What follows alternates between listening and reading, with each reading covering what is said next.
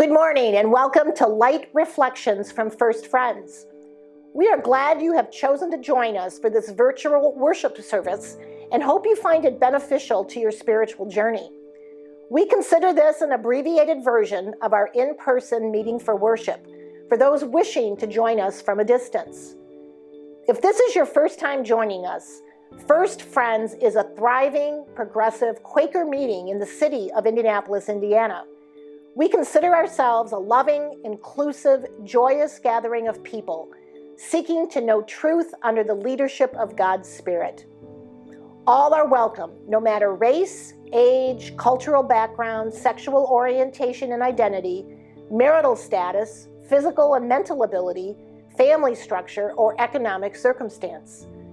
Our hope is that through this worship experience, you will discover our faith community is unlike any other, where silent meditation is as important as the spoken word, where we emphasize the importance of one's personal encounter with the divine, and where we seek to support one another as we discover truth together.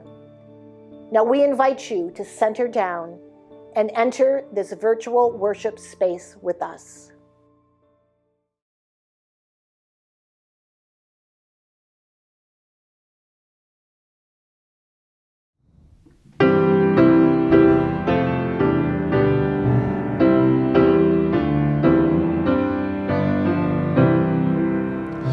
All glory, Lord, and honor to Thee, Redeemer King, to whom the lips of children make sweet hosannas ring. The people of the Hebrews with palms before Thee went. Our prayer and praise and anthems before Thee we present. Thou art the King of Israel, Thou David's royal Son, who in the Lord's name comest, the King and Blessed One. To Thee before Thy passion they sang their hymns of praise. To Thee now high exalted, our melody we raise. Thou didst accept their praises, accept the prayers we bring, who in all good delightest, Thou good and gracious King. All glory, Lord, and honor to Thee, Redeemer King, to whom the lips of children make sweet hosannas ring.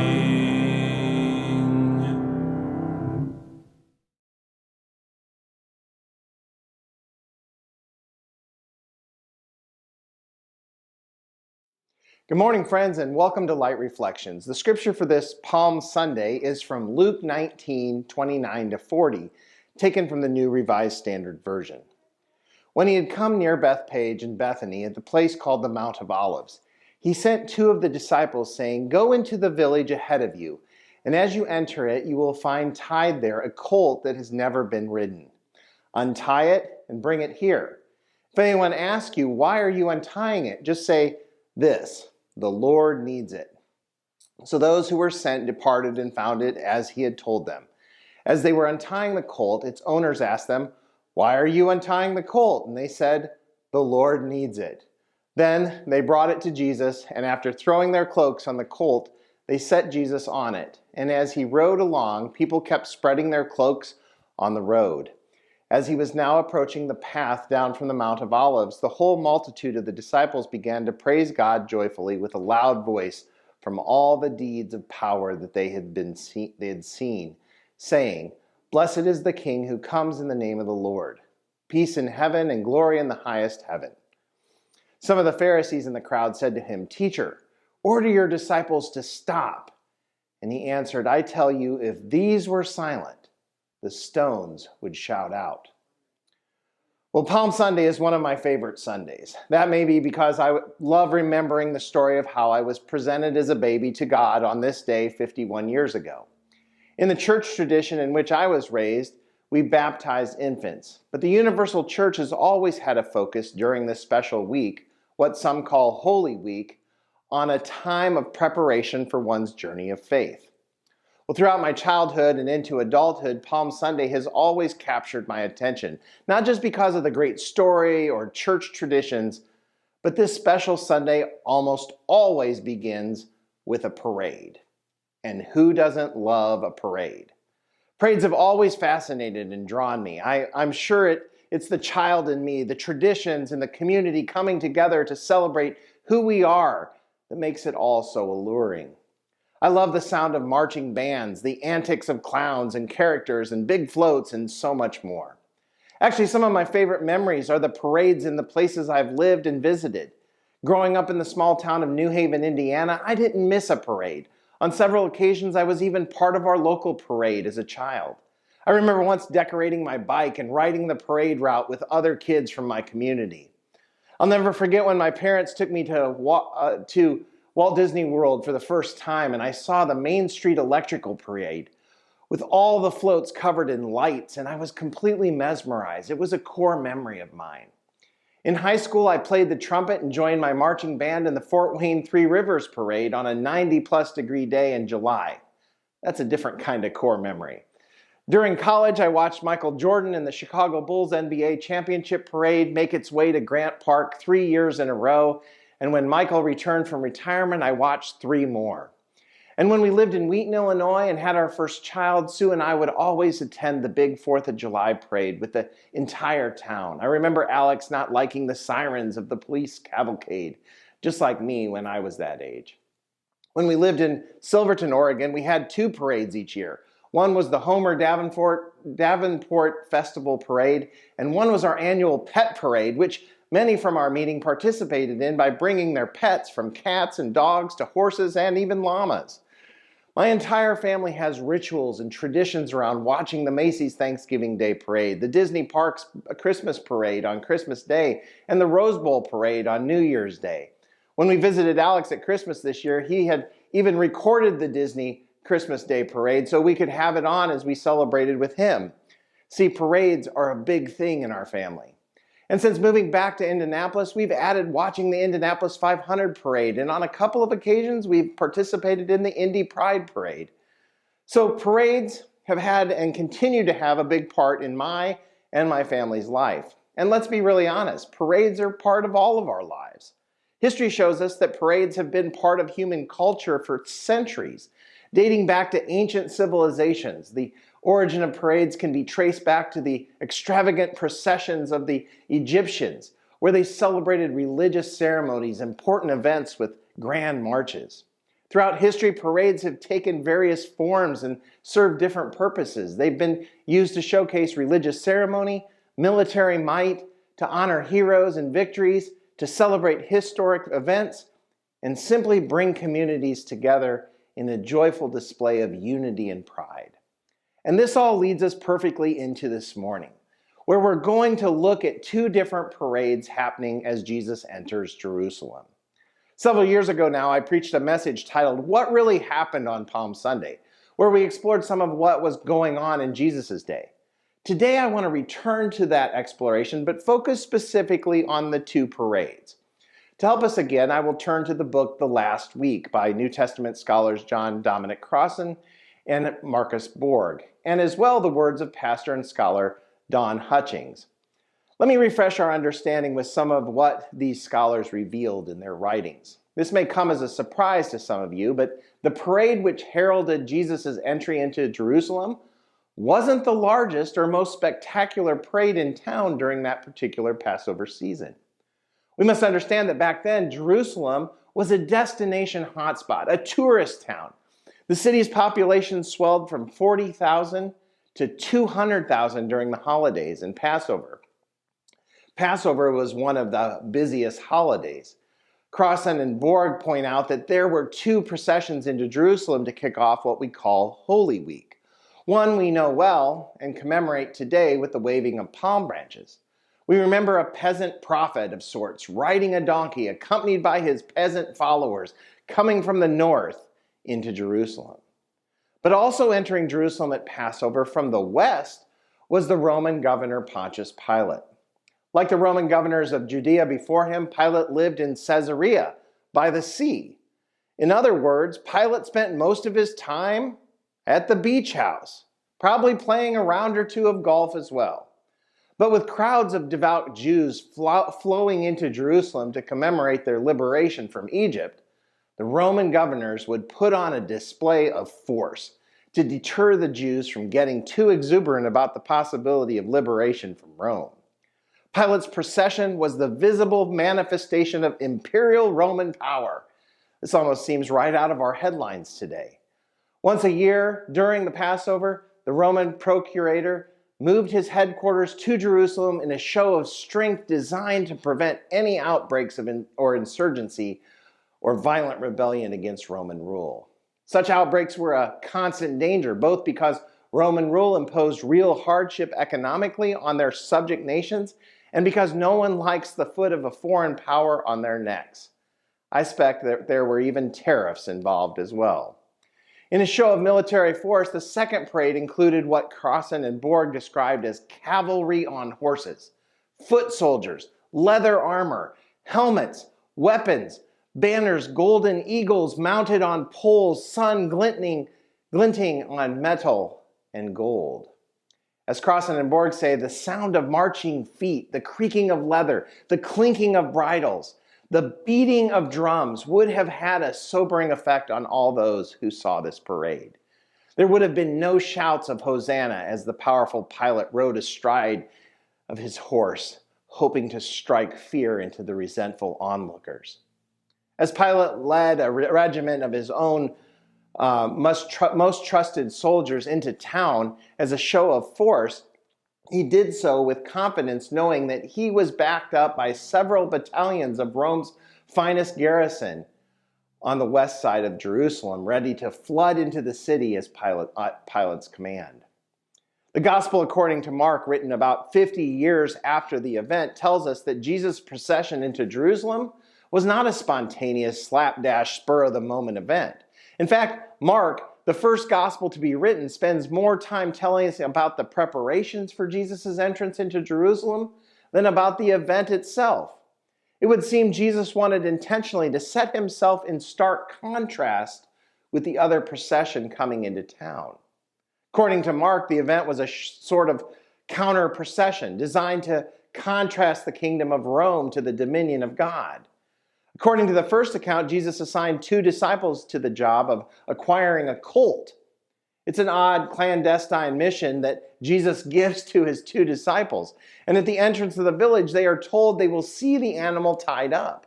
They are instructed to untie the donkey and bring it back. And if anyone questions their actions, they are to offer the oblique explanation that their master has need of it.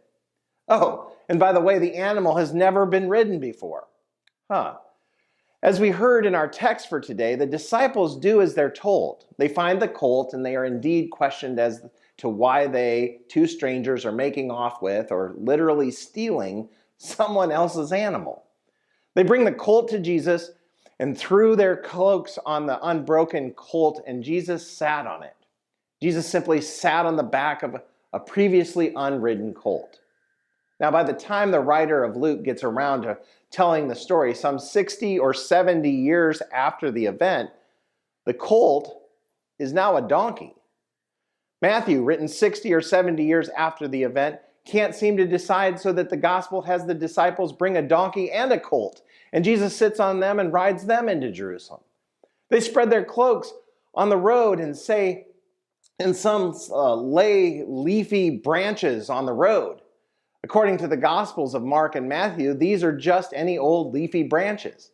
But if you're listening carefully to our text from Luke, there is no mention of branches at all. By the time you get to the Gospel of John, written some 70 and 80 years after the event, the leafy branches are now named as branches of palm trees. Now, if you're thinking that I'm nitpicking, there's a point to any old branches versus palm branches. See, waving palm branches was the way that conquering military leaders were welcomed home from battle. The Gospel of John hints that Jesus is a conquering hero, when the earlier Gospels seem to be setting up this particular parade as an ironic antithesis to a military parade. So what really happened all those years ago? Well, I've come to agree with John Shelby Spong, who seems to think that the followers of Jesus were interpreting their memories of the Jesus experience through the lenses of their own Jewish traditions. In his book, Jesus for the Non-Religious, Spong points out that the time of the Passover, there wouldn't have been any leafy branches about. Jerusalem at that time of year would have had leafless trees, except of course for the only tree that keeps its leaves, the evergreen of the desert, the palm tree. Now, this may also come as a surprise. Scholars agree that it is entirely possible that the death of Jesus took place not at the time of the Passover, but rather at the Jewish festival of Sukkoth, one of the most popular festivals of the Jewish calendar. Sukkoth is the harvest festival. It's also known as the Festival of Tabernacles or Booths.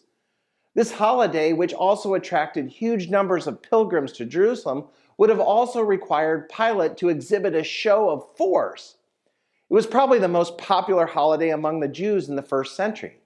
There are some very telling features of the festival that suggest that the crucifixion did not actually occur during the Passover. In the observance of Sukkoth, worshipers processed through the Jerusalem and in the temple, waving in their right hand something called a lulab, which is a bunch of leafy branches made of willow, myrtle, and palm. It gets better. As they waved these branches in that procession, the worshipers recited words from Psalm 118, the psalm normally reserved for Sukkoth. Among those words were, "Save us, we beseech you, O Lord." Save us in Hebrew is Hosianna or Hosanna. That phrasing was typically followed with words, "Blessed is the one who comes in the name of the Lord." Spong and a good many other theologians point to the book of the prophet Zechariah, the prophet quoted by the gospel writers when they tell the story of Palm Sunday. "Rejoice greatly, O daughter of Zion. Shout aloud, O daughter of Jerusalem. Lo, your king comes to you triumphant and victorious. Is he humbled and riding on an ass, on a colt, the foal of an ass." Spong insists that the gospel writers were trying to make sense out of the crucifixion and did so through the lens of their own Jewish scriptures and traditions.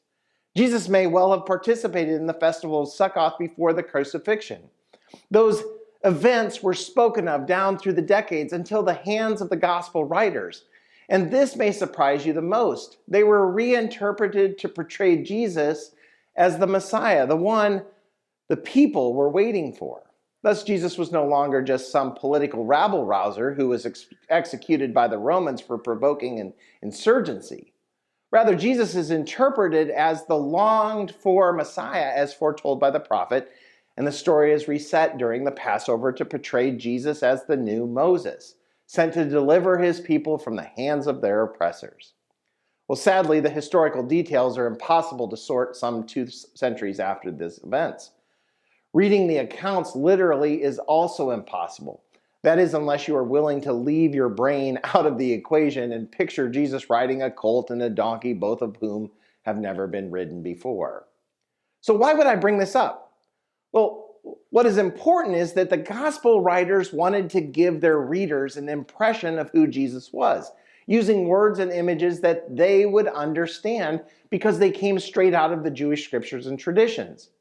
What we must not do is read these stories outside of their own context. To do so is to run the risk that Christianity has fallen prey to over and over again down through the centuries, that has labeled our Jewish friends as the killers of Christ and punished them mercilessly. So let's get to the real query for us this morning. What is Palm Sunday speaking to us today in 2025? It seems to me that no matter how you look at the story of this procession into Jerusalem, you can't help but see the image of Jesus who offers us a choice between 2 parades. The action of the power and the might of Pilate's military parade with all its glory and wonder is still there to tempt us. the temptation to use fear and revenge and force and violence and military might, nuclear deterrence and shock and awe is still marching its way into the hearts and minds of so many people in our world today. The pathways to glory still beckon. Power and might, greed and violence attract more attention and more converts than the path less traveled. Jesus versus Pilate, the non-violence of the dominion of God versus the violence of the empire. 2 arrivals, 2 entrances, 2 processions, and the reality is that we all too often can easily find ourselves in the wrong parade. Pastor Don Hutchins says, "The world is full of parades, or as we might more frequently say, full of bandwagons. Sometimes it's really difficult to know which parade to join, which bandwagon to hop on. It's so easy and so tempting to join the wrong ones, and so hard sometimes to get in the right procession. It's so easy to simply get caught up in the enthusiasm of the crowds and join the processions which has the loudest brass bands or the most elaborate floats or the greatest number of celebrities or the most charismatic leaders. And that means it's easy to miss the counter procession that's taking place on the other side of town, the one where Jesus is riding on a humble donkey, claiming a dominion not by violence, but by courageous loving, serving, and accepting his place among the victims of imperial power. In so doing, for those with the eyes of faith to see it, Jesus bears witness to the futility of the world's kind of power in establishing God's peace, God's shalom, and points us to a different way. The dominion of God is nothing remotely like the kingdoms or empires with which we are all too familiar. Folks, power does not come from domination or oppression, but rather flows from love and service. Let me repeat that. Power does not come from domination or oppression, but rather flows from love and service. Leadership requires servanthood and grace. And as Quakers, we know that peace is won without sword, and no person claims greater value than another. While Pontius Pilate processed into town with a showcase of intimidating muscle and glinting armor astride a noble steed, Jesus processed unarmed, unflanked, on the back of a borrowed burro. So, what parade will you join today? Let that query speak to your condition as we enter waiting worship this morning.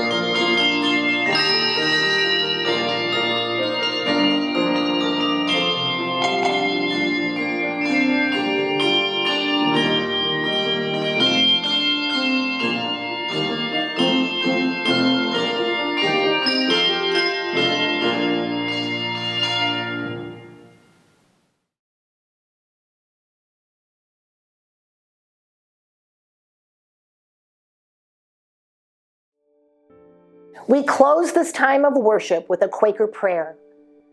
God, open our eyes and unstop our ears, that we may see your light and may hear your heartbeat, reflecting and resounding within our chests, in those of all our neighbors, near and far, in all creatures and plants, and in the ground we walk upon. When we finally are able to yield to the leading of your rhythm and flow, may we come to walk cheerfully over the world, answering that of you in all. Amen.